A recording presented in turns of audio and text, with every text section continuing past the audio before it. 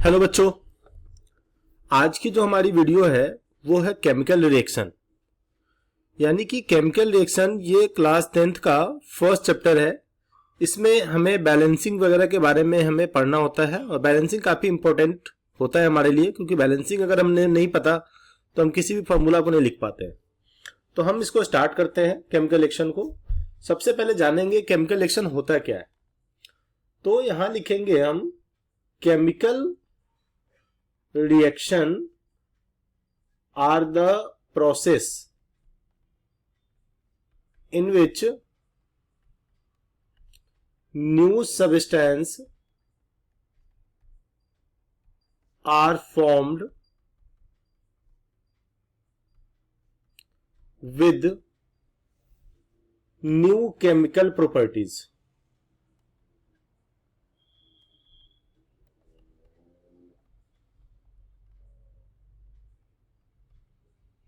ठीक है, यानी कि केमिकल रिएक्शन एक ऐसा प्रोसेस है जिसमें हम नई सब्सटेंसेस बनती है विद न्यू केमिकल प्रॉपर्टीज के साथ। यानी कि हम दो चीजों को जब आपस में मिक्स करते हैं ना, तो हमारा क्या होता है कि जो प्रोडक्ट होता है बिल्कुल डिफरेंट होता है केमिकल रिएक्शन में। जैसे एग्जांपल लेते हैं कि हमें वाटर बनाना है, तो हमने H2 लिया, ये गैसियस फॉर्म है, प्लस O2 लिया, ये भी गैसियस फॉर्म है। अब देखो इससे क्या बना हमारा H2O, जो कि लिक्विड नेचर का है। तो यानी कि हमने यहाँ पे क्या किया, गैस से लिक्विड फॉर्मेशन किया। तो यानी कि यहां देखो, इसको हम बोलेंगे केमिकल रिएक्शन। यानी कि गैस से हमने लिक्विड बना लिया तो new substances are form with new chemical properties. Gas की प्रॉपर्टी अलग होगी और लिक्विड की प्रॉपर्टी बिल्कुल डिफरेंट होगी। अब देखो यहाँ पे दो तीन चीजें यूज होती है। जैसे मान लो ये एरो का जो लेफ्ट साइड का जो पार्ट है ना, इसको जो हम बोलते हैं, इसको हम बोलते हैं रिएक्टेंट। इसको क्या बोलते हैं, रिएक्टेंट। क्लियर है। और ये वाला पार्ट जो होता है इसको बोलते हैं प्रोडक्ट। तो हम जानेंगे कि रिएक्टेंट क्या होता है। ठीक है, तो रिएक्टेंट के बारे में यहां पे लिखेंगे कि दैट सब्सटेंसेस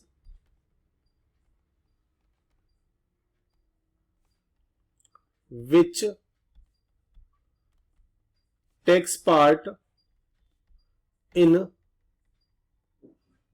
chemical reaction। यानी कि किसी भी केमिकल रिएक्शन को करने के लिए हमें जो जो चीजें चाहिए उसे हम बोलते हैं रिएक्टेंट, है ना। जैसे यहाँ पे एग्जांपल लिया हुआ है H2 and O2 both are reactant. यानी कि इसको ऐसे समझ सकते हैं कि जब हम एरो देते हैं ना, तो एरो का जो टेल पार्ट होता है ना, उसके साइड में जो होगा रिएक्टेंट होगा और हेड पार्ट साइड में जो होगा वो प्रोडक्ट होगा। ठीक है, तो यहाँ पे हम प्रोडक्ट के बारे में लिख लेते हैं। प्रोडक्ट क्या है, देखो प्रोडक्ट में लिखेंगे कि that substances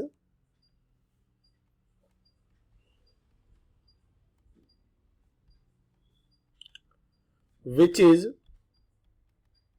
formed after the chemical reaction। यानी कि जब भी केमिकल रिएक्शन को कराते हैं उसके बाद जो चीजें बन के आती है ना, उसको हम प्रोडक्ट कहेंगे। जैसे H2O इज प्रोडक्ट। यहाँ पे हमने एग्जाम्पल और जो ऊपर में लिया हुआ है, तो हमें इसमें अनदर एग्जाम्पल लेने की जरूरत नहीं है। ठीक है, अब देखो एग्जाम में एक इंपॉर्टेंट क्वेश्चन है जो काफी इंपॉर्टेंट है, जो हमारे एग्जाम में आता है कि why magnesium ribbon is cleaned before burning in air. ठीक है, क्वेश्चन जो हमारा है कि ये कह रहा है कि अगर मान लो मैग्नीशियम रिबन है, लैब में मान लो कि अगर हमें एक्सपेरिमेंट करना है कि लैब में अगर हमें ये बोला जाए कि इसको बर्न करना है, तो मैग्नीशियम जो प्योर मैग्नीशियम होता है ना, तो उसका जो एस होता है ना, यानी कि उसका जो बर्निंग कंपाउंड होता है ना, बिल्कुल व्हाइट कलर का होता है और जो साइन भी करता है। तो होता क्या है कि अगर हम मैग्नीशियम को रब नहीं करेंगे, क्लीन नहीं करेंगे, अगर हम ऐसे जलाते हैं, तो जो उसका एस होगा ना, वो उतना डेजलिंग व्हाइट फ्लेम प्रोड्यूस नहीं करेगा। यानी कि थोड़ा सा डल फ्लेम उससे प्रोड्यूस होगा। तो हम चाहते नहीं, बिल्कुल ब्राइट और डेजलिंग व्हाइट फ्लेम प्रोड्यूस करना चाहते हैं, तो मैग्नीशियम को हमें क्लीन करना होगा। तो मैग्नीशियम को हम क्लीन कैसे करेंगे, तो देखो यहां पे magnesium ribbon should be cleaned before burning in air,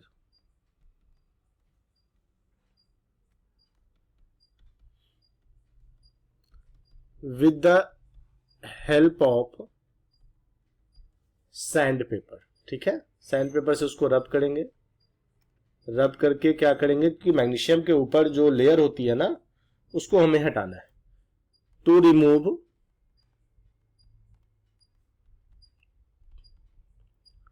protective layer of magnesium oxide.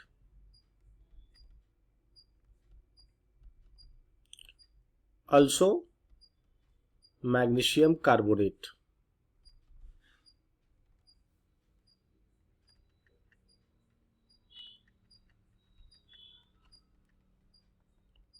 from its surface।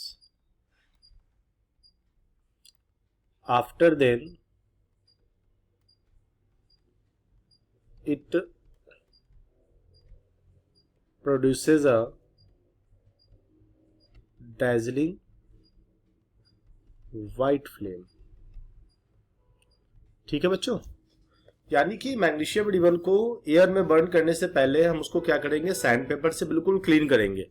तो सैंड पेपर से क्लीन करने का पर्पस ये होता है कि मैग्नीशियम क्या होता है कि देखो ऑक्सीजन के प्रेजेंस में सराउंडिंग में है, तो उसके ऊपर एक लेयर बन जाती है, यानी कि मैग्नीशियम प्लस ऑक्सीजन क्या बन जाएगा, मैग्नीशियम ऑक्साइड।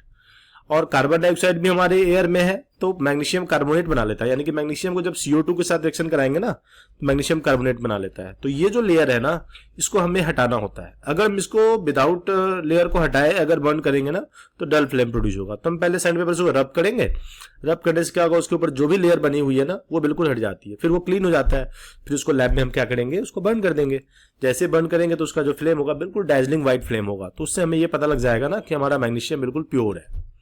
ठीक है, तो ये काफी इंपॉर्टेंट क्वेश्चन है और एनसीईआरटी का एक सबसे इंपॉर्टेंट क्वेश्चन है, कई बार ये पेपर में हमारा आता भी है। तो ठीक है ना, तो सिंपल तरीके से कैसे समझेंगे कि मैग्नीशियम ऑक्सीजन के साथ रिएक्ट करके मैग्नीशियम ऑक्साइड बनाता है और CO2 के साथ रिएक्ट करके मैग्नीशियम कार्बोनेट बनाता है। तो इन दोनों को हमें हटाना है, तो हटाएंगे कैसे, तो यहाँ पे हम सैंड पेपर लेंगे, सैंड पेपर से उसको रब करेंगे, ये क्लीन हो जाएगा। फिर इसको बर्न करेंगे, बर्न करने के बाद ये डैजलिंग व्हाइट फ्लेम प्रोड्यूस करेगा। ठीक है, अब देखो नेक्स्ट जो हमारा टॉपिक है कि कैरेक्टरिस्टिक्स ऑफ केमिकल रिएक्शन। ठीक है, तो यहां पे हम बात करेंगे कैरेक्टरिस्टिक्स की।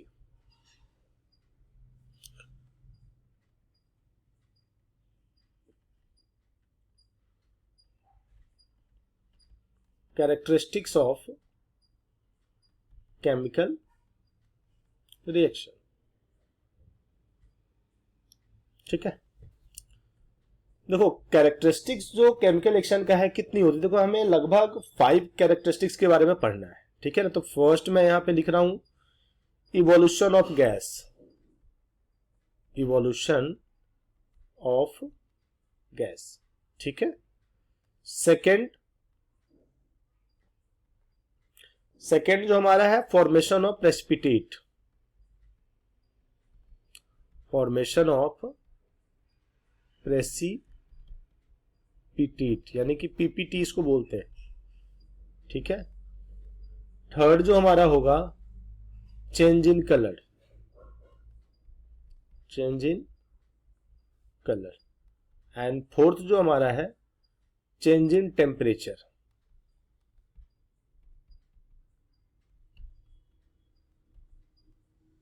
और जो नेक्स्ट है हमारा चेंज इन स्टेट। यानी कि यहां पे हम लोग क्या करेंगे कि देखो कैरेक्टरिस्टिक, जब भी हम केमिकल रिएक्शन को कराते हैं ना लैब में, तो होता क्या है, ये सारी कैरेक्टरिस्टिक्स हमें देखने को मिल सकती है। जरूरी नहीं है कि सभी के सभी एक ही रिएक्शन के अंदर ये सारी की सारी प्रॉपर्टीज हो, लेकिन किसी न किसी में होगी। यानी कि इवोल्यूशन ऑफ गैस हो सकता है, बीकर में हम दो चीजों को आपस में रिएक्शन कराए तो उससे गैस बर्न हो। फॉर्मेशन ऑफ प्रेसिपिटेट यानी कि यहाँ पे वेस्ट प्रोडक्ट की बात हो रही है, यानी कि जब हम रिएक्शन कराते हैं तो कुछ चीजें तो रिएक्ट हो जाती है, कुछ चीजें रह जाती है, यानी कि उसको PPT बोलते हैं, सॉलिड वेस्ट प्रोडक्ट। जो रिमेन्स रह जाती है रिएक्शन में तो उसको प्रेसिपिटेट कहेंगे। चेंज इन कलर, देखो कई बार क्या होता है हम दो चीजों को आपस में मिलाते हैं ना तो उसका कलर ही चेंज हो जाता है। हम देखेंगे एग्जांपल के साथ इसको देखेंगे। चेंज इन टेम्परेचर, कई बार हम दो चीजों को जब आपस में मिक्स करते हैं ना तो उसका टेम्परेचर बिल्कुल चेंज हो जाता है, या तो टेम्परेचर बढ़ जाएगा या तो घट जाएगा, दो चीजें होगी। चेंज इन स्टेट, स्टेट का मतलब होगा कि देखो सॉलिड से लिक्विड में कन्वर्ट हो सकता है, लिक्विड से गैस में हो सकता है। जैसे वाटर का एग्जांपल ले लो, वहां पे गैस से लिक्विड में कन्वर्ट हो रहा है, तो ये चेंज इन स्टेट का एग्जांपल है। तो अभी मैं इसको एक्सप्लेन कर रहा हूं कि इन एग्जांपल के साथ कि ये सब कैसे कैसे है, ठीक है। तो हम इसको एग्जांपल से समझते हैं कि यानी कि जो फर्स्ट हमारा जो था ये क्या था, हमारा फर्स्ट था evolution of gas. Okay, evolution of gas. तो इवोल्यूशन ऑफ गैस में हम एग्जांपल से इसको समझते हैं कि कैसे हम इसको करेंगे, ठीक है। तो एग्जांपल हम लेते हैं यहाँ पे जिंक का। अगर हम Zn को सल्फ्यूरिक एसिड के साथ रिएक्शन कराएंगे, ठीक है, तो देखो यहाँ पे क्या होगा, हमारा ZnSO4 बन रहा है, प्लस इसके साथ हाइड्रोजन गैस हमारा रिलीज हो रहा है। यानी कि यहाँ पे हमने क्या लिखा था, कैरेक्टरिस्टिक्स इवोल्यूशन ऑफ गैस, तो यहाँ पे क्या हो रहा है, हाइड्रोजन गैस रिलीज हो रही है, ठीक है, रिलीज हो रही है। अब इसको हम कैसे पता करेंगे, देखो इसके लिए एक एक्सपेरिमेंट है कि बर्निंग मैच स्टिक को लेके जाएंगे अगर हाइड्रोजन गैस के सामने, अगर उससे पॉपअप साउंड क्रिएट होगा, ठीक है, पॉपअप साउंड क्रिएट होगा तो हम पता कर लेंगे कि वो हाइड्रोजन गैस है, यानी कि इवोल्यूशन ऑफ गैस, ठीक है। तो फर्स्ट एग्जांपल हमने कर दिया इसको कि इसमें हाइड्रोजन गैस रिलीज हो रहा है, ठीक है। सेकेंड एग्जांपल हम इसको समझते हैं कि फॉर्मेशन ऑफ प्रेसिपिटेट, ठीक है। तो अब जानते हैं हम यहां पे, देखो प्रेसिपिटेट का मतलब क्या होता है। तो प्रेसिपिटेट का देखो मतलब मैंने बताया था अभी कि देखो ये सॉलिड वेस्ट प्रोडक्ट है, यानी कि देखो यहां पे मैं लिख देता हूं थोड़ा सा कि देखो ये solid waste product which is remains in the solution, ठीक है। तो यानी कि कोई रिएक्शन हुआ, उसमें क्या हुआ कि कुछ चीजें तो यूज में आ गया, कुछ चीजें हमारा रह गया, रिमेन्स रह गया, तो वो होता है फॉर्मेशन ऑफ प्रेसिपिटेट। तो इसको एग्जांपल हम लेके देखते हैं। जैसे मान लो हमने ले लिया barium chloride BaCl2 plus H2SO4। अब इसको जब रिएक्शन कराएंगे तो देखो यहाँ पे क्या बनेगा, BaSO4 बनेगा प्लस HCl बनेगा, ठीक है। अभी हम इसको बैलेंस नहीं करते हैं क्योंकि बैलेंसिंग जब करेंगे तो उसको बताएंगे, अभी मैं समझा रहा हूं कि फॉर्मेशन ऑफ प्रेसिपिटेट। तो यहाँ पे देखो जो बेरियम सल्फेट जो बनाना, ये व्हाइट प्रेसिपिटेट है।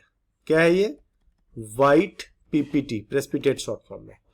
तो यानी कि जो हमने एक एग्जांपल लिया था कैरेक्टरिस्टिक्स, उसका एग्जांपल से हमने इसको एक्सप्लेन किया कि फॉर्मेशन ऑफ प्रेसिपिटेट, जब रिएक्शन कराते हैं तो हाइड्रोक्लोरिक तो बन ही जाता है यहाँ पे, प्लस यहाँ पे ये प्रेसिपिटेट व्हाइट PPT बन के रह जाता है, ठीक है।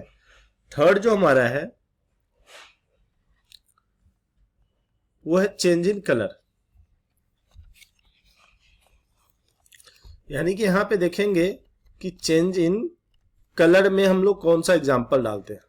अब कलर का मतलब क्या होता है, जैसे मान लो कोई रिएक्शन लिया तो मान लो उसका कलर कुछ और था पहले से, हमने क्या किया उसमें कुछ चीजें ऐड करी तो मतलब कि उसका कलर चेंज हो गया। तो यहां पे हम एग्जांपल लेते हैं, देखो कॉपर सल्फेट।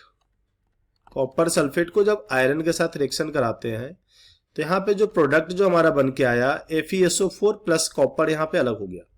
एक तरह से देखो यहाँ पे क्या हुआ कि ये डिस्प्लेसमेंट रिएक्शन हुआ। तो जो कॉपर सल्फेट का जो कलर था ना, ये ब्लू कलर का था। क्या था, ब्लू कलर का था। अब यहाँ पे देख लो जो आयरन सल्फेट जो हमारा बना, ये लाइट ग्रीन सॉल्यूशन बन गया, यानी कि ग्रीन कलर का बन गया ये हमारा,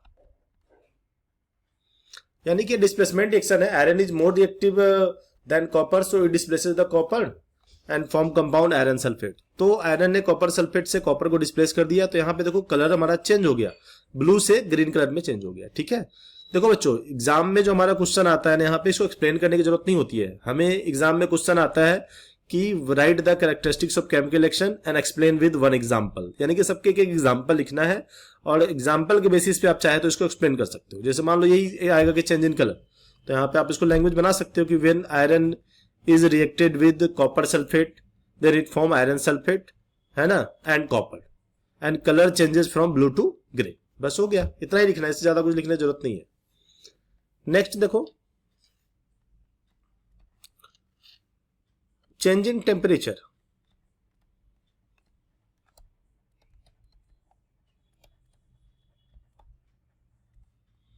चेंज इन टेम्परेचर में देखते हैं हम लोग क्या होता है। देखो एक्चुअली क्या होता है चेंज इन टेम्परेचर, जैसे मान लो क्विक लाइम का यहाँ पे एग्जांपल लेंगे, है ना, कि क्विक लाइम का मतलब क्या होता है, जैसे हम एक चूना, व्हाइट कलर का जो चूना होता है ना, जैसे हम लोग घर में पहले जमाने में क्या होता था, व्हाइट वॉशिंग के लिए लोग घर में यूज करते थे, तो उसको हम बोलते थे क्विक लाइम। तो क्विक लाइम का जो फॉर्मूला होता है ना, कैल्शियम ऑक्साइड CaO, तो ये इसको जैसे हम वाटर में डालेंगे ना, इसको हम बोलते हैं क्विक लाइम, या सिंपल में इसको लाइम भी बोलते हैं, ठीक है। या इसका नेम तो कैल्शियम ऑक्साइड तो है ही, यानी कि इसका नेम है कैल्शियम ऑक्साइड, ठीक है। इसको वाटर के साथ रिएक्शन कराया, तो देखो यहाँ पे जैसे इसको वाटर के साथ रिएक्शन कराएंगे ना, यहाँ पे CaOH का होल ट्वाइस, यानी कि ये जो बन के आया हमारा सिलेक्ट लाइम बन के आ गया। क्या आ गया बन के? सिलेक्ट लाइम, या इसको हम सिंपल में लाइम वाटर भी कहते हैं। Lime plus water equal to lime water, ठीक है। और इसका केमिकल नेम जो होगा कैल्शियम हाइड्रोक्साइड, कैल्शियम हाइड्रोक्साइड। तो देखो होता क्या है, जैसे इस चूने को, होता क्या था पहले टाइम में, क्या होता था कि व्हाइट वॉशिंग जैसे घर का करना होता था ना दिवाली वगैरह में, तो ये चूने को क्या होता था एक टब में डाल दिया था, टब में पानी डाल के उसको डाल दिया जाता था। तो होता क्या था, जैसे हम इस चूने को पानी में डालते थे ना, तो पानी बिल्कुल खौलने लगता था, बिल्कुल खोलने यानी कि बिल्कुल गर्म हो जाता था। तो अगर मान लो हमें कल व्हाइट वॉशिंग करनी है ना, तो ये एक दिन पहले टब में रख दिया जाता था। होता क्या था, पूरी रात ये रिएक्शन करता था, वाटर के साथ रिएक्शन करते करते करते करते सुबह होते होते बिल्कुल ठंडा हो जाता था। यानी कहने का मतलब है कि जैसे हमने क्विक लाइम को वाटर में डाला, उसका टेम्परेचर इंक्रीज हो गया। और हमें वही एग्जांपल भी लेना था, चेंज इन टेम्परेचर। तो यानी कि जब चूने को यानी क्विक लाइम को वाटर में डालेंगे तो सिलेक्ट लाइम बनेगा। तो सिलेक्ट लाइम क्या हो जाएगा, एक तरह से वाटर प्लस जो चूना जो सॉलिड सब्सटेंस होगा, तो इसका टेम्परेचर काफी बढ़ जाता है, ठीक है। तो ये हमारा एग्जाम्पल हो गया। अब हम देखेंगे फिफ्थ में। फिफ्थ लास्ट जो हमारा था वो था हमारा चेंज इन स्टेट।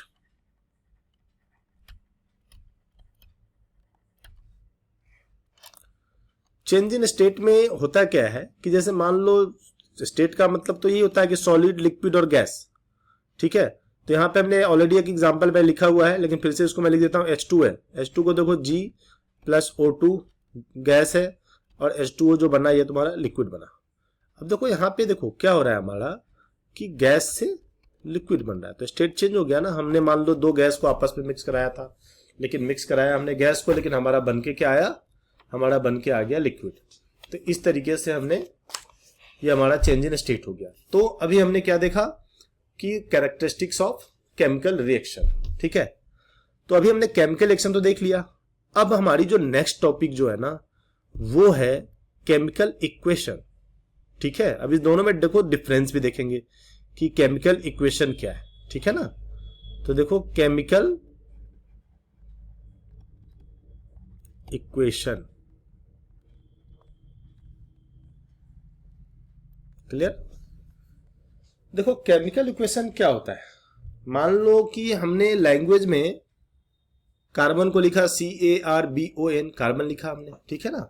जैसे यहां पे मैं इसको समझा रहा हूं कि देखो कार्बन प्लस ऑक्सीजन, क्लियर, ये मिलके बनेगा हमारा कार्बन डाइऑक्साइड, क्लियर है। तो ये हमारा वर्ड इक्वेशन है। क्या है?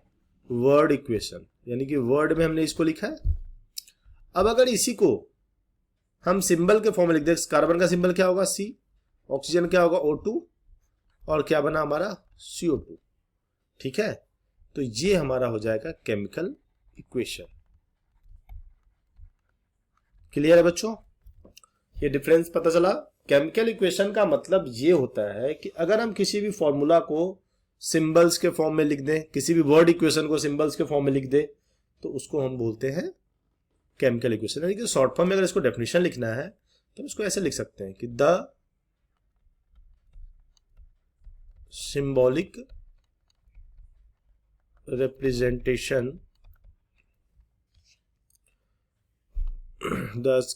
representation of word equation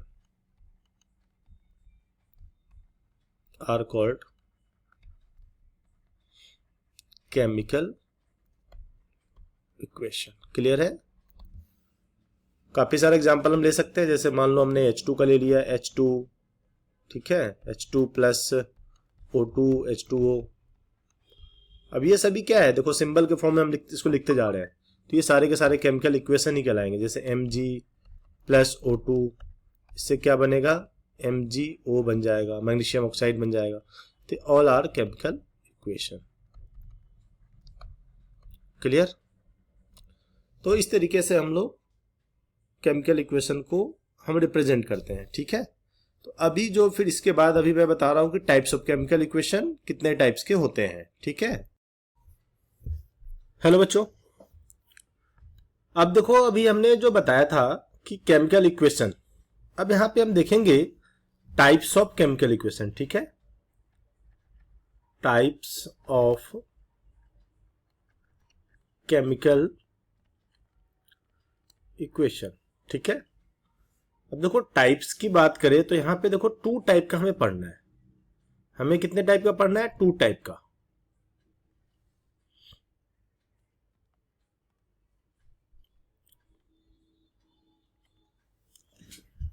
first जो हमारा है बैलेंस्ड केमिकल इक्वेशन। ठीक है, बैलेंस्ड केमिकल इक्वेशन जिसको हम बोलते हैं। Second unbalanced chemical equation.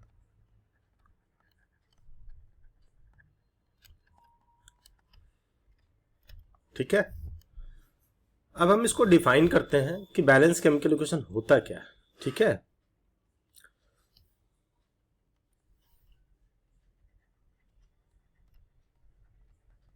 Balanced chemical equation. ठीक है, बैलेंस देखो यहां पे डेफिनेशन से बिल्कुल ये क्लियर हो रहा है कि बैलेंस होगा। बैलेंस में हम लेकिन करते क्या है, थोड़ा सा मैं इसको एक्सप्लेन करूंगा कि that chemical equations in which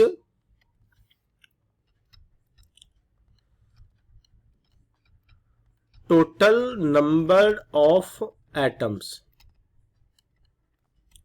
in a reactant side are always equal to total number of atoms in a product sides। यानी कि यहां पे देखो क्या होगा, एक एग्जांपल से हम इसको समझते हैं। एग्जांपल लेते हैं, जैसे फॉर एग्जांपल C+O2, CO2 लिया हमने। ठीक है, अब देखो CO2 में हमने, अब यहां पे देखो C में देखो यहां पे लेफ्ट साइड और राइट साइड, यानी कि रिएक्टेंट साइड और प्रोडक्ट साइड। तो यहां देखो हम देखते हैं रिएक्टेंट। क्लियर है? तो रिएक्टेंट में हम क्या देख रहे हैं कि अगर हम मान लो रिएक्टेंट में कार्बन, कितने कार्बन है, 1 कार्बन है। तो यहां पे हम लिख रहे हैं, देखो इधर मैंने बना लिया रिएक्टेंट और इसको ले लिया हमने प्रोडक्ट। ठीक है, देखो यहां पे कार्बन 1 है और ऑक्सीजन कितना है, 2 है। इधर भी देख लो कार्बन 1 है और ऑक्सीजन कितना है, 2 है। तो टोटल नंबर ऑफ एटम इधर भी 3 है, इधर भी 3 है, यानी कि यहां पे reactant are equal to product. तो यानी कि ये बैलेंस केमिकल इक्वेशन ऑलरेडी पहले से बैलेंस है। तो यानी इस टाइप के केमिकल इक्वेशन को हम बैलेंस केमिकल इक्वेशन कहेंगे। ठीक है ना, अब हम जो नेक्स्ट देखेंगे कि अनबैलेंस केमिकल इक्वेशन। ठीक है, तो इसका उल्टा हो जाएगा अनबैलेंस्ड केमिकल इक्वेशन। यानी कि अगर हमें इसको डिफाइन करना होगा तो इसका अपोजिट करेंगे कि that chemical equation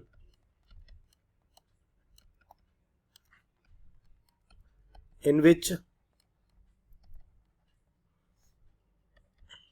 total number of atoms in a reactant side are not equal to the total number of atoms in a product side। यानी कि इसमें देखो क्या होगा कि इसमें इक्वल नहीं होगा, अब एग्जाम्पल से हम इसको समझते हैं। अब यहाँ पे एग्जाम्पल लेते हैं। फॉर एग्जाम्पल हमने लिया है H2 प्लस O2, देखो इससे H2O बन रहा है। अब यहाँ पे हम बात करें रिएक्टेंट की, तो देखो रिएक्टेंट और प्रोडक्ट, तो देखो यहाँ पे देखते हैं रिएक्टेंट, देखो हाइड्रोजन कितना है यहाँ पे 2 है, ऑक्सीजन कितना है 2 है। यहाँ भी देख लो हाइड्रोजन कितना है 2 है, ऑक्सीजन कितना है 1 है। अब देखो यहाँ पे टोटल नंबर ऑफ एटम 3 आ रहा है और यहाँ पे 4 आ रहा है। तो यहाँ पे क्या है, reactant are not equal to product, यानी कि ये अनबैलेंस्ड है, अनबैलेंस्ड इक्वेशंस। ठीक है, क्लियर है यहाँ पे? तो बैलेंस और अनबैलेंस में डिफरेंस क्लियर हो गया। अब जैसे एग्जाम में देखो एक क्वेश्चन आता है हमारा, देखो बच्चों यहाँ पे मैं सारी चीजें कोशिश करूंगा कि बोर्ड में जितने भी क्वेश्चंस आते हैं एनसीईआरटी से जितने भी क्वेश्चंस है ना, उसको मैं एक्सप्लेन करूंगा। ठीक है, तो उसको आप समझना। अगर कोई डाउट हो तो आप मुझे कमेंट में आप लिख सकते हो कि यहाँ पे इस टॉपिक में हमें डाउट है, तो मैं इसको एक्सप्लेन करने की कोशिश करूंगा। ठीक है, अब देखो यहाँ पे एक क्वेश्चन आता है कि why chemical equation should be balanced. Why chemical equation should be balanced. ठीक है, तो इसका अगर हम आंसर लिखेंगे तो आंसर क्या लिखेंगे कि टू सेटिस्फाइड द, थोड़ा शॉर्ट फॉर्म में लिख रहा हूं, to satisfy the law of conservation of मास।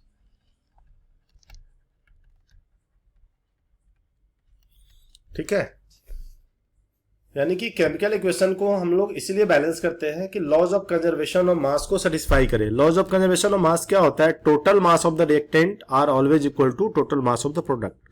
अगर हम बैलेंस करेंगे तो एटम रिएक्टेंट का मास और प्रोडक्ट का मास बिल्कुल इक्वल हो जाएगा और हमारा इक्वेशन हमारा बैलेंस कहलाएगा। ठीक है, एक इसी में आता है स्केलेटल केमिकल इक्वेशन। ठीक है ना, तो स्केलेटल जो होता है ना वो अनबैलेंस केमिकल इक्वेशन को भी कहते हैं स्केलेटल केमिकल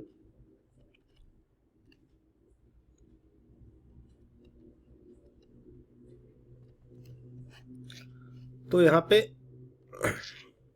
छोटा सा मैं लिख देता हूं unbalanced chemical equation are called skeletal chemical equation. Clear है? तो यहां पे चीजें क्लियर हो गई। ठीक है, अब हम जो पढ़ेंगे रिएक्शन के बारे में कि एक्सोथर्मिक और एंडोथर्मिक रिएक्शन क्या होता है थोड़ा सा। ठीक है, एक्सोथर्मिक देखो इसमें बैलेंसिंग भी सीखना है, तो बैलेंसिंग मैं बिल्कुल से आपको लास्ट में सिखाऊंगा कि बैलेंसिंग होता क्या है। ठीक है ना, तो बैलेंसिंग हम इसके लास्ट में सिखाएंगे, पहले हम इसको थ्योरी जो पार्ट है उसको भी कर लेते हैं। तो देखो exothermic reaction, exothermic reaction, exothermic का मतलब क्या होता है? देखो एक्सो का मतलब होता है आउटर, एक्सो का मतलब होता है आउटर, और थर्मा का मतलब होता है हीट। थर्मा means heat. तो यहां पे हम बात करेंगे कि एक्सोथर्मिक रिएक्शन होता क्या है। तो एक्सोथर्मिक रिएक्शन में हम क्या करते हैं कि जो भी रिएक्शन होता है उनसे अगर हीट रिलीज होती है ना तो हम उसको एक्सोथर्मिक कहते हैं। ठीक है, एक्सोथर्मिक में क्या होता है कि जो हीट रिलीज होगी ना उसको एक्सोथर्मिक। यहां पे इसको डेफिनेशन में लिख रहा हूं कि that reaction in which heat is released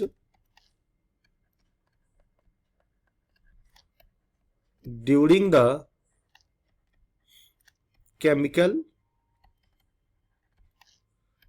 reaction। ठीक है, कि अगर मान लो हम कोई रिएक्शन कराते हैं, रिएक्शन कराने के बाद अगर उससे हीट रिलीज हो रही है ना तो उसको हम बोलते हैं एक्सोथर्मिक रिएक्शन। तो कोई भी देखो एक्सोथर्मिक में हम बहुत सारे एग्जांपल ले सकते हैं, जैसे कंबशन रिएक्शन है, कार्बन को बर्न करते हैं तो भी एक्सोथर्मिक हो जाएगा हमारा, क्योंकि देखो कार्बन को जब तुम बर्न करोगे तो C+O2 CO2 plus heat plus light, तो यहाँ पे देखो हीट रिलीज हो रही है ना, इसलिए ये रिएक्शन हमारा एक्सोथर्मिक कहलाएगा। ठीक है, मान लो किसी लकड़ी को हम बर्न करते हैं, तो लकड़ी को बर्न करते हैं तो क्या होता है, CO2 गैस तो प्रोड्यूस होती है, साथ में क्या हीट भी प्रोड्यूस होती है, लाइट भी प्रोड्यूस होती है, तो उसको हम एक्सोथर्मिक रिएक्शन कहेंगे। जनरली जितना कंबशन रिएक्शन होता है, यानी कि O2 वाले जितने भी रिएक्शन होंगे ना वो मोस्टली होंगे एक्सोथर्मिक रिएक्शन। ठीक है, यानी कि हमारे बॉडी के अंदर जो रेस्पिरेशन प्रोसेस है ना, वो भी एक्सोथर्मिक रिएक्शन कहलाता है, ध्यान रखना। ये क्वेश्चन भी है, यानी कि जो exothermic respiration are called exothermic। ठीक है, रेस्पिरेशन को एक्सोथर्मिक कहते हैं। इसको भी हम एक्सप्लेन करेंगे कि रेस्पिरेशन एक्सोथर्मिक कैसे होता है, यानी कि क्वेश्चन भी हमारा एनसीईआरटी में है कि व्हाई रेस्पिरेशन आज कॉल्ड एक्सोथर्मिक प्रोसेस। ठीक है, तो अभी मैं इसको एक्सप्लेन कर रहा हूं। अब यहां पे जो हम लोग देखेंगे कि why, 1 minute,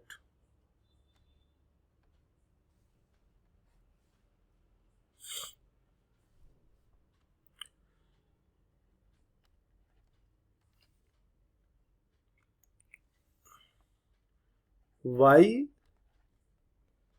is respiration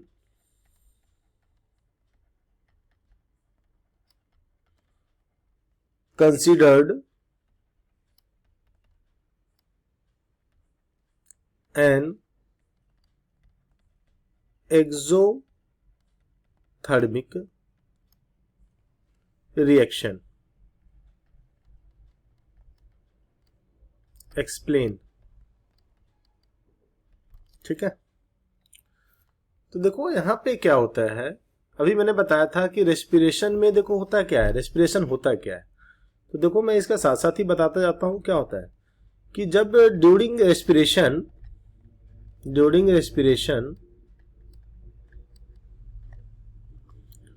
glucose, यानी कि जो हम फूड लेते हैं ना उसको हम बोलते हैं glucose. Why during respiration glucose combined with oxygen. ठीक है, यानी कि जो हम ऑक्सीजन लेते हैं ना, और जब हम देखो खाना खाते हैं तो क्या होता है, simplest food is called glucose. और ऑक्सीजन का देखो कई बार क्या होता है, हमें ये नहीं पता होता ऑक्सीजन का काम क्या है। देखो ऑक्सीजन का काम सिर्फ ये नहीं होता कि O2 लेना और CO2 रिलीज करना, अब कई बार ये होता है CO2 बनता कैसे है। ठीक है, तो यहाँ पे ये चीजें क्लियर हो जाएगा कि respiration is a very complex process. इसमें ब्रीथिंग तो होता ही होता है, प्लस ऑक्सीडेशन ऑफ फूड। जो हम फूड लेते हैं ना, ऑक्सीजन का काम है उस फूड को ब्रेक करना। तो देखो during respiration glucose combine with oxygen, then it produce, क्या बनाएगा देखो यहां पे, then it produce CO2, H2O along with large amount of energy is released। ठीक है ना, so we called exothermic. Clear है,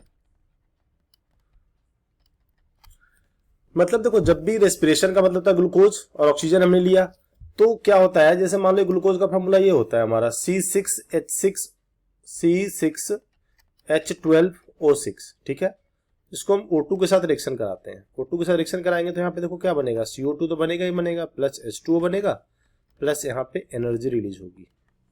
और ये जो एनर्जी होती है ना, वो ATP के फॉर्म में माइटोकॉन्ड्रिया में स्टोर हो जाती है। तो देखो यहाँ पे रेस्पिरेशन का मतलब क्या होता था, एक्सोथर्मिक का मतलब क्या होगा कि एनर्जी रिलीज होना चाहिए। देखो यहाँ पे हीट रिलीज हो रही है। जब भी हम फूड और ऑक्सीजन लेते हैं ना, तो CO2 जो होता है, यही CO2 हम एक्सेल करते हैं, यानी कि ये फूड का वेस्ट प्रोडक्ट है जिसको हम एक्सेल करते हैं। तो वाटर भी बनता है, हमारे बॉडी एब्जॉर्ब कर लेता है वाटर को, कुछ स्वीट्स के फॉर्म में, कुछ यूरिन के फॉर्म में बॉडी से बाहर आ जाता है। और जो एनर्जी होती है ना, वो हमारे माइटोकॉन्ड्रिया में स्टोर हो जाती है। इसलिए रेस्पिरेशन को हम लोग एक्सोथर्मिक प्रोसेस कहते हैं। ठीक है, क्लियर है इस पॉइंट। अब देखो सेकेंड क्वेश्चन है कि why is photosynthesis considered endothermic. Reaction explain. देखो बिल्कुल इसका अपोजिट है। इसको हम कैसे एक्सप्लेन करेंगे? फोटोसिंथेसिस प्रोसेस क्या होता है? देखो फोटोसिंथेसिस में क्या होता है, प्लांट क्या होता है कि CO2 लेता है एटमॉस्फेयर से और वाटर लेता है सोइल से, है ना। तो यहां पे हम इसको डिफाइन कैसे करेंगे? देखो, during photosynthesis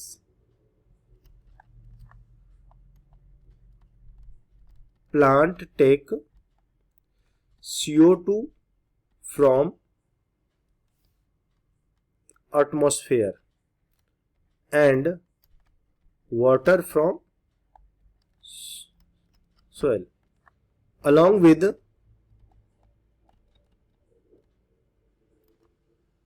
large amount of sunlight energy is absorbed। देखो यहाँ पे एब्जॉर्ब वर्ड आया, इसीलिए हम इसको एंडोथर्मिक, क्योंकि एंडोथर्मिक क्या होता है कि heat is absorbed during the process.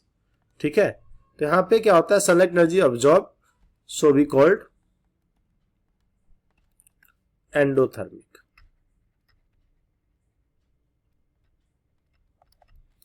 Clear है? इसको एग्जांपल देखो, इसमें क्या होता है, प्लांट देखो CO2 लेता है प्लस H2O प्लस देखो सनलाइट, यानी कि ये सन से, तो ये क्या बनाएगा, ग्लूकोज बनाएगा, C6H12O6 प्लस O2 रिलीज करती है प्लांट, जो कि हम लोग लेते हैं। तो यहां पे देखो एब्जॉर्ब हो रहा है ना, इसलिए हम इस प्रोसेस को एंडोथर्मिक प्रोसेस कहते हैं। यानी कि एंडोथर्मिक प्रोसेस होता क्या है? तो एंडोथर्मिक में मैंने शायद पीछे डेफिनेशन नहीं लिखा है, तो एंडोथर्मिक में मैं डेफिनेशन लिख देता हूं कि define endothermic process.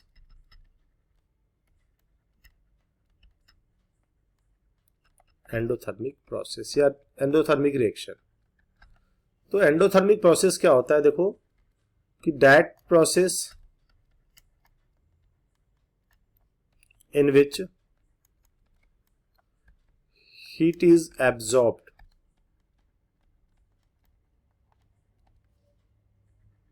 During the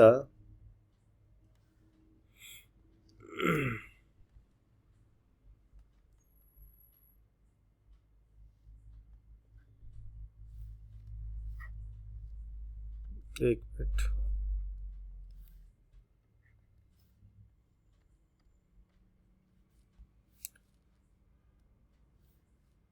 heat is absorbed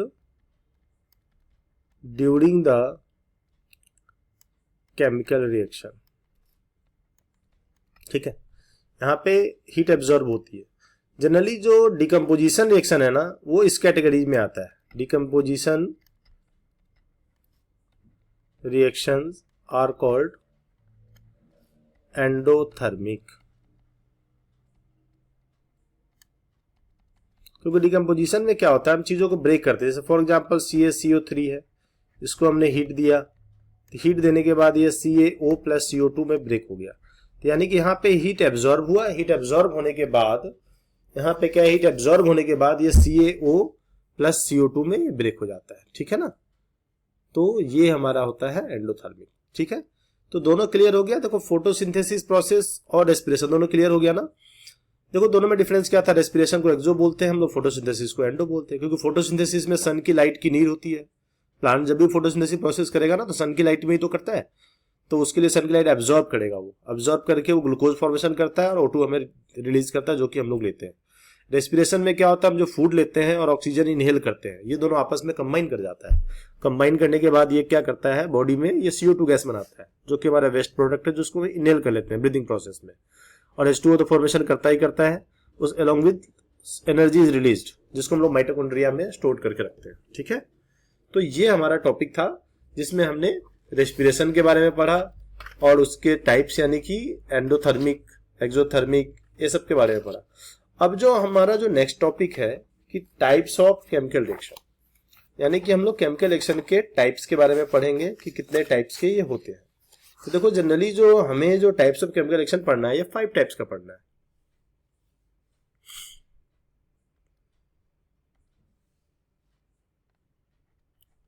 types of chemical reaction. ठीक है, फर्स्ट जो होगा हमारा कॉम्बिनेशन रिएक्शन।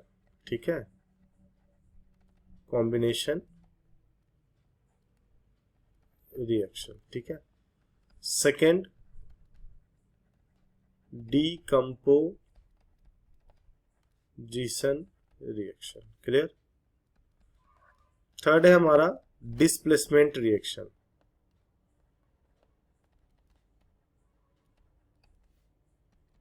फोर्थ है हमारा double displacement reaction. Double displacement reaction. और फिफ्थ है हमारा रेडॉक्स रिएक्शन। रेडॉक्स के अंदर में ऑक्सीडेशन प्लस रिडक्शन दोनों ही आएगा। क्लियर। तो हम लोग देखते हैं एक एक करके। फर्स्ट है हमारा कॉम्बिनेशन रिएक्शन। देखो नेम से क्लियर है, कंबाइन करके कोई रिएक्शन अगर जो बनता होगा ना उसको कॉम्बिनेशन रिएक्शन कहते हैं। यानी कि इसमें देखो क्या होता है, टू और more substances chemically combine to form a single new substance. ठीक है, अगर मान लो दो या दो से अधिक सब्सटेंस है, अगर आपस में कंबाइन करके एक न्यू सब्सटेंस अगर फॉर्मेशन कर रहा है ना, उसको कॉम्बिनेशन कहेंगे। जैसे मान लो C+O2 CO2। देखो यहाँ पे दो रिएक्टेंट है और प्रोडक्ट हमारा सिंगल बना, तो that is the combination. Combination हम इसको ऐसे समझेंगे, जैसे हम कोई चीज प्लस करते हैं तो प्लस करते हैं चाहे हमारे पास नंबर कोई सा भी 1 2 3 4 5, लेकिन अगर सभी को प्लस करेंगे तो हमारा नंबर तो एक ही आएगा ना, तो उसको बोलेंगे कॉम्बिनेशन रिएक्शन। ठीक है, नेक्स्ट हम लोग देखते हैं डीकम्पोजिशन। बच्चों ये डीकम्पोजिशन रिएक्शन है, ये काफी इंपॉर्टेंट है, हमें इसके टाइप्स के बारे में भी पढ़ना है, तो ये काफी इंपॉर्टेंट है और एग्जाम में इसका काफी यूज होता है, इससे रिलेटेड क्वेश्चन भी काफी आएगा। तो इसको पहले डिफाइन कर लेते हैं कि that reaction in which single substances splits up into two or more simpler substances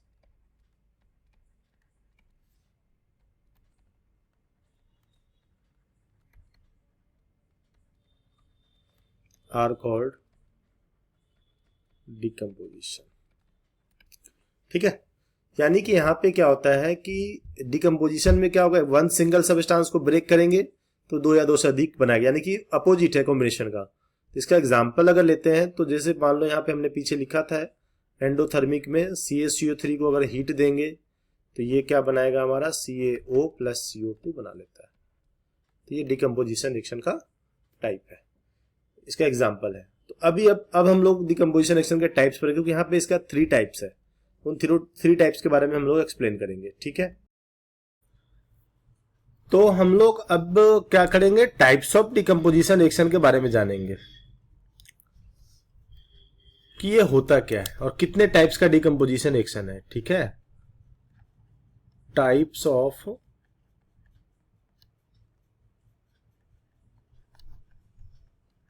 decomposition reaction. ठीक है, अब देखो ये 3 टाइप का है।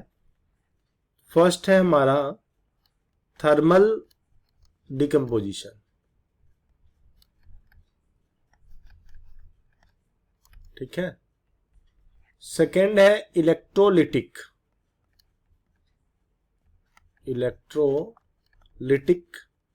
Decomposition reaction. ठीक है, थर्ड है हमारा फोटोलिटिक डिकम्पोजिशन रिएक्शन। ठीक है, तो अब हम क्या करेंगे, तीनों के बारे में जानेंगे कि होता क्या है।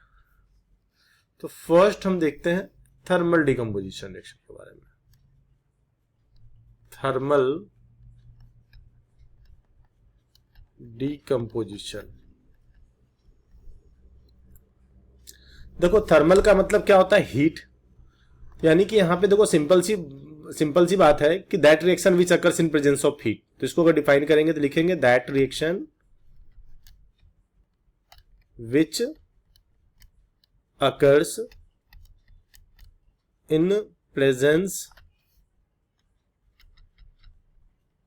Of heat. इसका एग्जांपल हमने पीछे भी लिखा है, CaCO3। इसको बार बार मैं लिख रहा हूं ताकि आपको लर्न हो जाए। इसको हम हीट देंगे तो CaO प्लस CO2। देखो ये क्वेश्चन काफी इंपॉर्टेंट है, एग्जाम में आएगा कि write one equation each for decomposition reaction where energy is supplied in the form of heat, light and electricity. Heat की बात होगी तो थर्मल डिकम्पोजिशन करेंगे, लाइट की बात होगी तो फोटोलिटिक, और करंट की बात होगी तो इलेक्ट्रोलिटिक। ठीक है ना, तो इस तरीके से हम इसको एक्सप्लेन करेंगे। सेकेंड जो हमारा है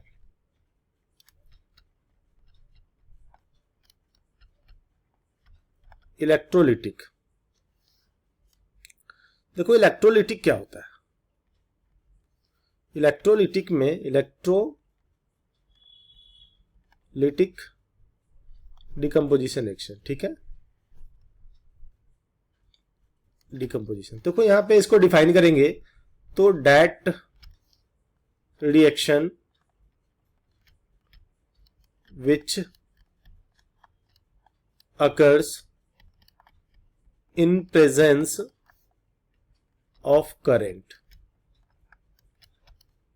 ठीक है, देखो बच्चों हो सकता है राइटिंग आपको ना समझ में आए, लेकिन मैं साथ साथ में मैं लिख भी रहा हूं, साथ साथ में मैं बता भी रहा हूं, तो आप इससे इसको मैच कर सकते हो। ठीक है, क्योंकि हमें वीडियोस को थोड़ा जल्दी जल्दी करना था तो इसलिए हम लोग थोड़ा फास्ट में लेके चल रहे हैं। ठीक है, तो that reaction which occurs in presence of current, इसका एग्जांपल जो हम लेंगे, देखो वाटर एक ऐसा प्रोसेस है, देखो कि वाटर में क्या होता है, H2O है। H2O को क्या करोगे, अगर करंट पास कराओगे, इलेक्ट्रिसिटी, ठीक है, तो ये H2 प्लस O2 में ब्रेक हो जाता है। ठीक है ना, तो ये इलेक्ट्रोलिटिक का एग्जांपल है। नेक्स्ट हम एग्जांपल लेंगे फोटोलिटिक डिकम्पोजिशन रिएक्शन। ठीक है, फोटो का मतलब होता है सनलाइट, तो that reaction which occurs in presence of sunlight. ठीक है, एग्जाम्पल लेते हैं AgCl। अगर इसको हम सन की लाइट में डालेंगे तो क्या होगा, सिल्वर हमें ऑब्टेन हो जाएगा, प्लस क्लोरीन क्या होगा, गैस बन करके एवापोरेट हो जाएगा। तो ये फोटोलिटिक। AgBr भी लिख सकते थे, यहाँ पे AgBr का भी सेम है। अगर सनलाइट के प्रेजेंस में इसको डालेंगे तो Ag प्लस Br2, यानी कि ये भी गैस है, ये हमारा क्या होगा, एवापोरेट हो जाएगा। तो ये हमने पढ़ा टाइप्स ऑफ डिकम्पोजिशन रिएक्शन। ठीक है, क्लियर है, ये काफी इंपॉर्टेंट क्वेश्चन है, इसको जरूर करना अच्छे से। अगर कोई डाउट हो तो कमेंट सेक्शन में जरूर बताना। अब देखो थर्ड जो हमारा था, हमने टाइप्स ऑफ केमिकल रिएक्शन में फर्स्ट हमने कॉम्बिनेशन पढ़ा, सेकेंड डिकम्पोजिशन रिएक्शन, थर्ड देखो डिस्प्लेसमेंट रिएक्शन है। थर्ड क्या है, डिस्प्लेसमेंट रिएक्शन। देखो डिस्प्लेसमेंट रिएक्शन का मतलब क्या होता है, देखो यहां पे क्लियर है कि डिस्प्लेस करना। डिस्प्लेस में क्या होता है कि हाईली रिएक्टिव एलिमेंट क्या करता है कि लेस रिएक्टिव एलिमेंट को डिस्प्लेस करता है। तो यहां पे अगर इसको हम डिफाइन करते हैं तो हम इसको लिखेंगे कि that reaction in which highly reactive element displaces the less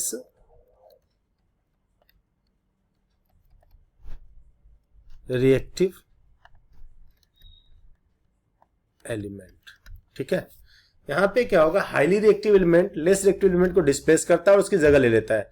हमने एक एग्जांपल पहले लिखा है, यहां पे मैं बता रहा हूं आपको कौन सा एग्जांपल लिखा है। हमने लिखा था आयरन सल्फेट। ठीक है, आयरन सल्फेट प्लस कॉपर। यहां पे कॉपर क्या है, मोर रिएक्टिव है, मोर रिएक्टिव, और आयरन क्या है, लेस रिएक्टिव। तो यहां पे कॉपर क्या करेगा, आयरन को डिस्प्लेस कर देगा, डिस्प्लेस करके CuSO4 प्लस Fe बना लेगा।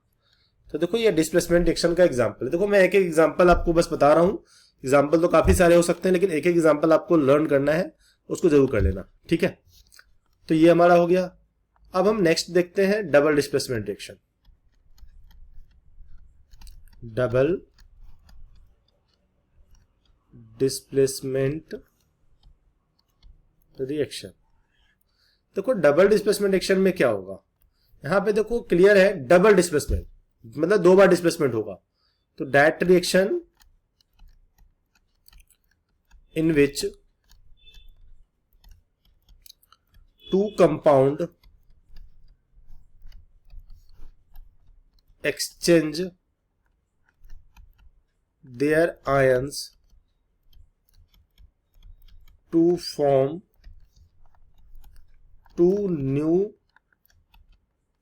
compound। यानी कि यहां पे क्या है कि दो कंपाउंड है जो आपस में अपने आयंस को एक्सचेंज करेगा, और एक्सचेंज करने के बाद ये 2 नए कंपाउंड बनाएगा, उसको हम लोग बोलते हैं डबल डिस्प्लेसमेंट रिएक्शन, ठीक है ना। इसमें एक हम एग्जांपल ले लेते हैं, जैसे मान लो हमने लिया AgNO3 silver nitrate plus NaCl। अब देखो यहां पे सोडियम क्या करेगा, इसके साथ रिएक्ट कर जाएगा और ये इसके साथ, यानी कि दोनों ने आपस में एक्सचेंज कर लिया। यानी कि Ag ने देखो यहां पे क्या किया, AgCl बना लिया प्लस सोडियम नाइट्रेट NaNO3। तो इसको हम बोलते हैं डबल डिस्प्लेसमेंट, यानी कि दोनों ने अपने आयन को एक्सचेंज कर लिया। डिस्प्लेसमेंट में देखो क्या था, एक ही यहां पे सिर्फ इसने इसको रिप्लेस किया, ठीक है ना, और इसके साथ ये कंपाउंड बनाया था, लेकिन आयरन ने किसी के साथ कंपाउंड नहीं बनाया। यहाँ पे कॉपर सिंगल था, यहाँ पे आयरन सिंगल, लेकिन यहाँ पे ऐसा कुछ नहीं है, यहाँ पे दोनों ने आपस में एक दूसरे के साथ एक्सचेंज कर लिया अपने आयन्स को। तो इसको बोलते हैं डबल डिस्प्लेसमेंट रिएक्शन। क्लियर है। अब देखो फिफ्थ जो हमारा है वो है रिडॉक्स रिएक्शन। रिडॉक्स रिएक्शन, तो देखो रिडॉक्स में रिडॉक्स रिएक्शन, देखो रिडॉक्स को हम ऐसे समझते थोड़ा सा ट्रिक से कि रेड प्लस ऑक्स, ठीक है। यानी कि रेड का मतलब होता है रिडक्शन और ऑक्स का मतलब क्या होता है, ऑक्सीडेशन। तो अगर इसको डिफाइन करते हैं तो हम कैसे करेंगे, देखो that reaction in which both oxidation and reduction occurs simultaneously, ठीक है। मतलब ऐसा रिएक्शन जिसमें ऑक्सीडेशन और रिडक्शन दोनों ही एक साथ होगा ना, उसको हम लोग बोलते हैं रिडॉक्स रिएक्शन। तो इसको एक्सप्लेन करने से पहले हम इसके बारे में जानेंगे कि रिडक्शन क्या होता है और ऑक्सीडेशन क्या होता है, ठीक है। तो यहां पे थोड़ा सा हम पहले ऑक्सीडेशन रिडक्शन के बारे में जान लेते हैं। ऑक्सीडेशन, ऑक्सीडेशन का मतलब होता है देखो द एडिशन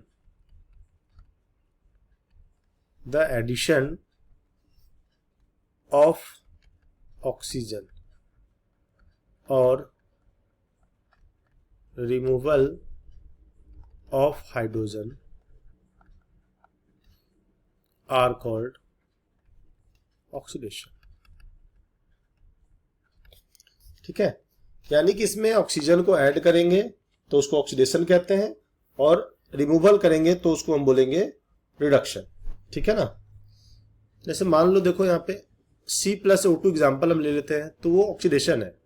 देखो ऑक्सीजन कहीं भी अगर ऐड हो रहा है तो ऑक्सीडेशन प्रोसेस ही कहलाएगा। मतलब जरूरी नहीं कि दोनों एक ही साथ हो, ऑक्सीजन ऐड हो रहा है तभी भी ऑक्सीडेशन कहेंगे, और हाइड्रोजन अगर रिमूव करा रहे हैं ना तो उसको भी हम ऑक्सीडेशन ही कहेंगे, ठीक है।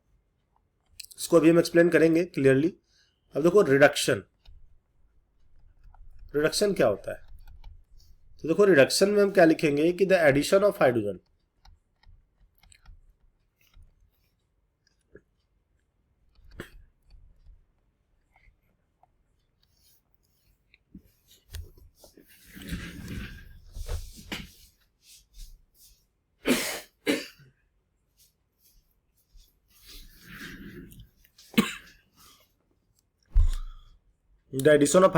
और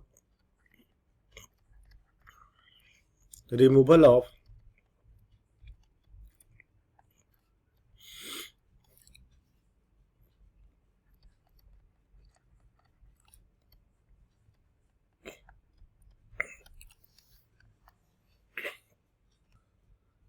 तो यहां पे देखो हम लोग क्या देखेंगे N2 प्लस H2, इससे क्या बनता है अमोनिया। अमोनिया बनेगा तो देखो यहाँ पे नाइट्रोजन के साथ हाइड्रोजन ऐड हो रहा है, तो इसको हम लोग बोलेंगे रिडक्शन। क्लियर है।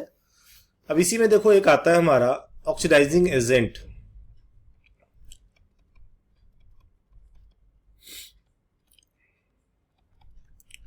ऑक्सीडाइजिंग एजेंट में क्या होता है, देखो इसके बारे में थोड़ा एक्सप्लेन कर रहा हूं मैं कि ये होता क्या है। That agent which gives oxygen or remove hydrogen are called oxidizing agent। देखो इसका मैं एक ट्रिक बता रहा हूं, यहां पे क्या करना है, जिसका रिडक्शन होगा ना वही होगा हमारा ऑक्सीडाइजिंग एजेंट। ठीक है। और इसी का अपोजिट हो जाएगा हमारा reducing agent.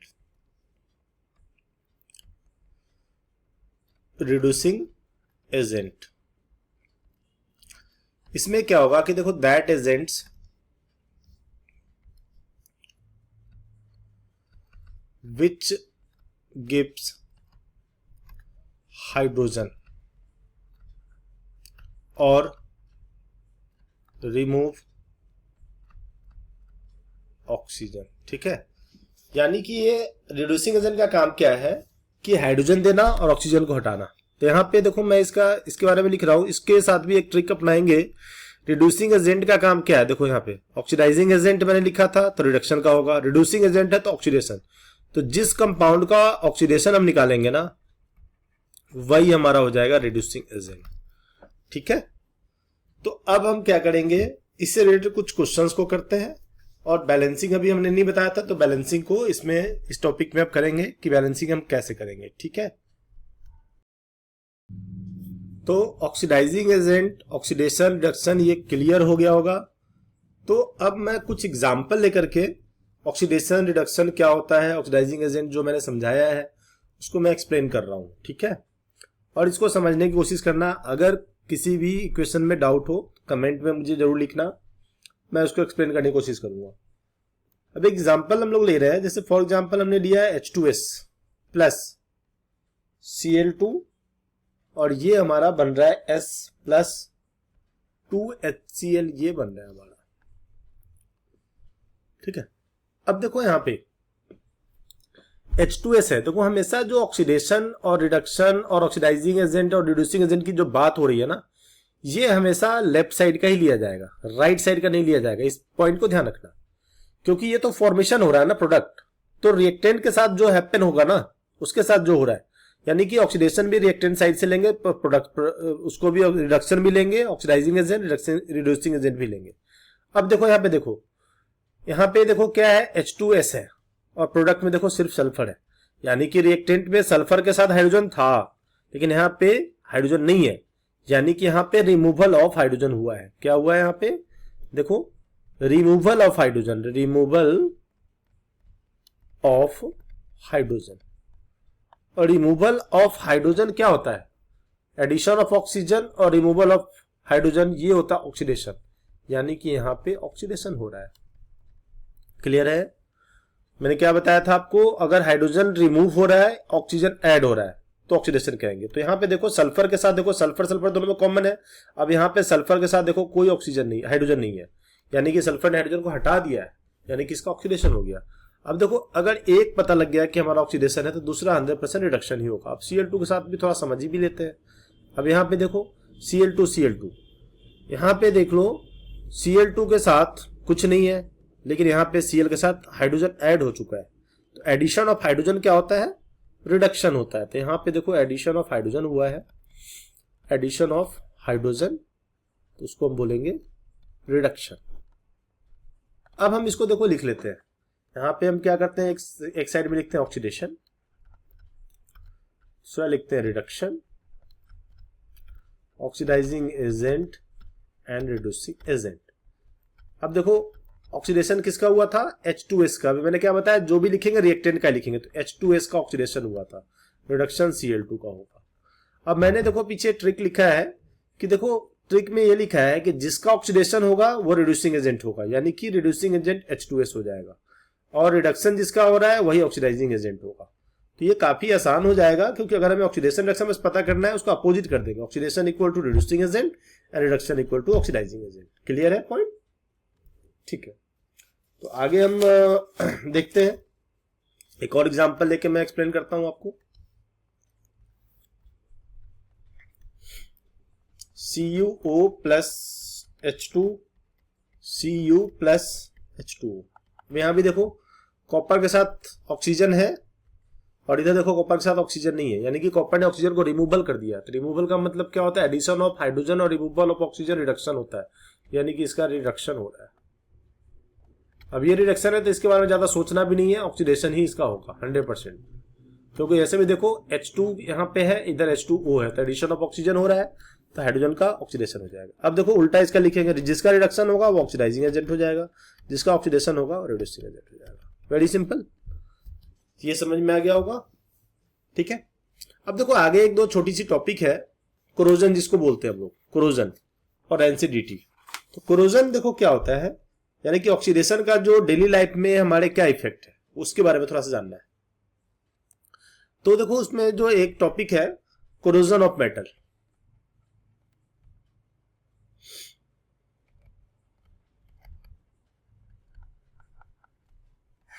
Corrosion of metal में देखो क्या होता है कि that process in which metals are, ठीक है ना, that process in which metals are eaten up by the action of air, moisture और a chemical। देखो कोई मेटल क्या है, जैसे कई बार देखो आयरन है, आयरन को अगर हम पेंट वगैरह नहीं करते हैं तो क्या होता है, एयर के कांटेक्ट में रहता है, मॉइस्चर कांटेक्ट में, केमिकल से उसमें रस्टिंग लग जाता है, यानी कि इसको हम बोलते हैं कोरोजन। तो कोरोजन क्या है? रस्टिंग प्रोसेस है। तो आयरन में देखो, आयरन के साथ मैं यहाँ पे एग्जाम्पल लिख रहा हूँ आपको। जैसे फॉर एग्जाम्पल आयरन है, O2 के साथ रिएक्ट होगा, यानी कि एयर में तो O2 है ही हमारे पास, प्लस देखो H2O के साथ रिएक्ट होगा। यहाँ पे पूरा इक्वेशन मैं लिख रहा हूँ 2xH2O, क्योंकि वाटर का अमाउंट यहाँ पे x इसलिए लिखा हुआ है क्योंकि बैलेंसिंग कंडीशन में नहीं है, कुछ भी हो सकता है XYZ। ठीक है, तो ये जो रस्टिंग हमारा जो फॉर्मूला बनेगा Fe2O3.XH2O, यानी कि ये रस्ट का फॉर्मूला हो जाएगा हमारा। ठीक है, इसको बैलेंस करेंगे तो 4 हो जाएगा, यहाँ पे इसको 3 करेंगे। ठीक है, तो ये कोरोजन ऑफ मेटल होता है, यानी कि मेटल यहाँ पे क्या ऑक्सीडेशन प्रोसेस है, यानी कि एडिशन ऑफ ऑक्सीजन होता है जिसकी वजह से उसके ऊपर रस्ट लग जाता है, इसलिए हम उसको बोलते हैं कोरोजन। ठीक है, नेक्स्ट है हमारा rancidity.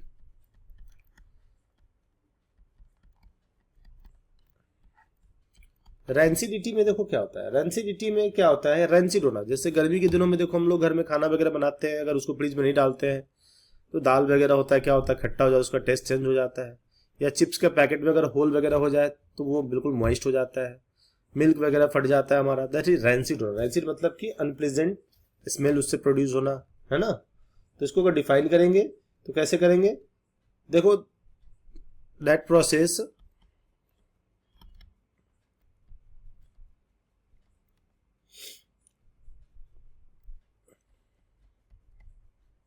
produced by oxidation of fats and oils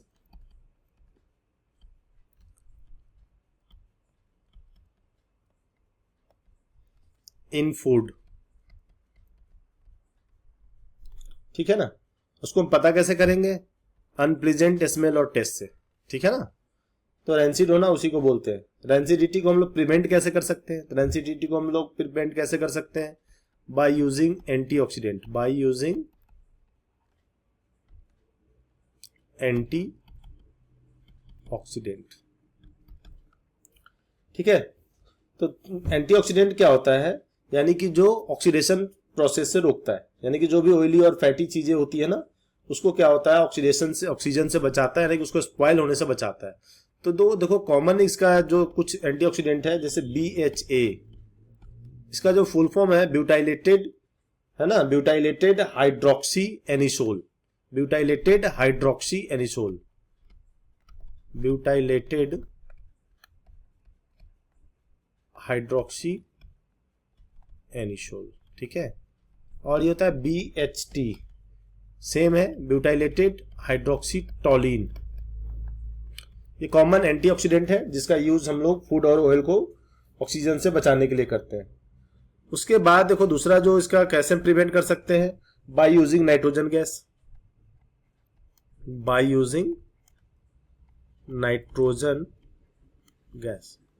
देखो जितने भी चिप्स का पैकेट होता है ना, उसके अंदर नाइट्रोजन गैस भरी होती है, क्योंकि नाइट्रोजन जो होता है ना ऑक्सीजन से हमें बचाता है। यानी कि उसके अंदर अगर मान लो नाइट्रोजन गैस जब तक भरी हुई है तो वो क्या करता है, चिप्स को मॉइस्ट होने से, ऑक्सीडेशन प्रोसेस से बचाता है। जैसे एक छोटा सा होल होगा चिप्स पैकेट के अंदर, तो सारी गैस निकल जाती है, फिर हमारा चिप्स बिल्कुल बेकार हो जाता है, यानी कि वो मॉइस्ट हो जाता है, हम उसको नहीं खा सकते। और भी बहुत सारे प्रोसेस हैं, जैसे बाय यूजिंग रेफ्रिजरेटर, नहीं, अगर हम लोग मान लो फ्रीज वगैरह में डाल देते हैं तो हमारा खाना या कोई मिल्क वगैरह काफी देर तक रह जाता है, नहीं। और एक और भी हम लिख सकते हैं, जैसे अगर हम सन की लाइट से दूर रखें, है ना, अवे फ्रॉम सनलाइट, जैसे जहां मान लो कोल्ड एरिया है जहां पे सन की लाइट कम है, तो वहां पे थोड़ा सा क्या, जब हीट सन की लाइट नहीं होगी तो खाना थोड़ा बच जाएगा। जैसे ठंड के टाइम में खाना थोड़ा जल्दी देर तक रह जाता है, उसको अगर फ्रिज में नहीं भी डालेंगे तभी शाम तक रह जाता है, लेकिन गर्मी में थोड़ा जल्दी खराब हो जाता है। तो ये सारा प्रोसेस है। तो अभी हमने इसमें ये सारी चीजें देखी, यानी कि हमारा थ्योरी जो पोर्शन था यहाँ पे एंड होता है। अब मैं इसमें आपको थोड़ा सा बैलेंसिंग के बारे में बताऊंगा, क्योंकि मैंने बैलेंसिंग नहीं बताया, तो अब मैं बैलेंसिंग बताऊँ जो काफी इंपॉर्टेंट है। उसमें आप लोग समझना है कि बैलेंस हम कैसे करते हैं। तो बैलेंस करने के लिए सबसे पहले फॉर्मूला भी लिखने आना चाहिए, और फिर बैलेंस करेंगे उसको। हम देखेंगे कि बैलेंस कैसे करते हैं, ठीक है। एक एग्जांपल लेते हैं, जैसे Na+O2, 1 मिनट।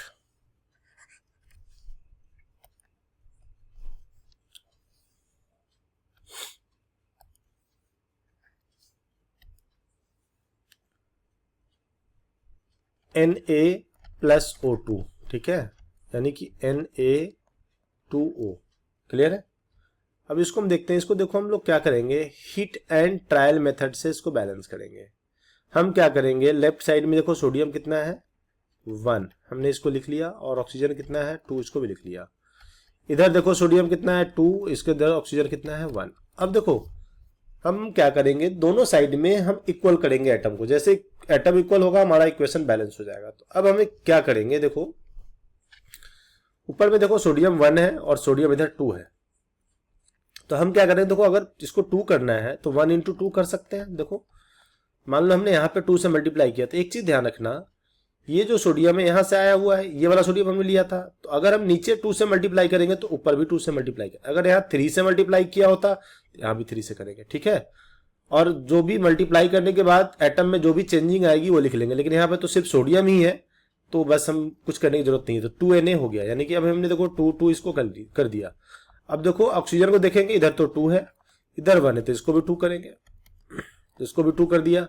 लेकिन देखो ये वाला जो ऑक्सीजन था ये कहां से लिया गया था, यहां से लिया गया था, प्रोडक्ट साइड का था ना, तो यहां भी हमें 2 से, हमारा रूल जो कहता है 2 से मल्टीप्लाई करना पड़ेगा।